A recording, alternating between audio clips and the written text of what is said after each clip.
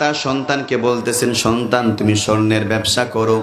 স্বর্ণের ব্যবসা করার সময় পাল্লাটা কোনোদিন তুমি বাড়ি করে দিবা না, কারণ স্বর্ণ কিন্তু অনেক দামি জিনিস। এই পাল্লাটাকে তুমি যদি বাড়ি করে দাও, অল্প বাড়ি করলে অনেক তোমার লস হয়ে যাবে। বাবা ডেকে বললেন, তখন বাবা যখন এই কথা বললেন, সন্তান বললেন, বাবা ওজন দেওয়ার সময়, মাপ দেওয়ার সময় পাল্লাটাকে একটু নিচের দিকে ঝুলিয়ে দেওয়া হলো নবীজির সুন্নত।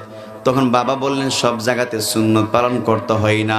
সন্তান ডেকে বললেন, বাবা আমি যতটুকু জানি স্বর্ণের চেয়েও বেশি দামি হলো আমার নবীর সুন্নত। সুবহানাল্লাহ বলতেন না?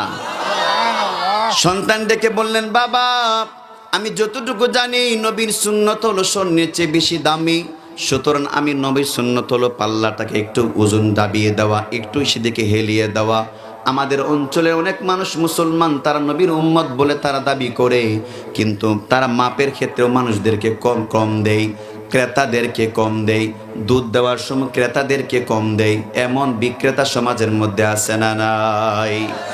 এই ওজন দেওয়ার সময় একেবারে আপনার যে দুধ মাপার যে চুঙ্গাটা টিপ দিয়ে ধরে রাখবো, টিপ দিয়া ধইরা পরে দুধ দিবে।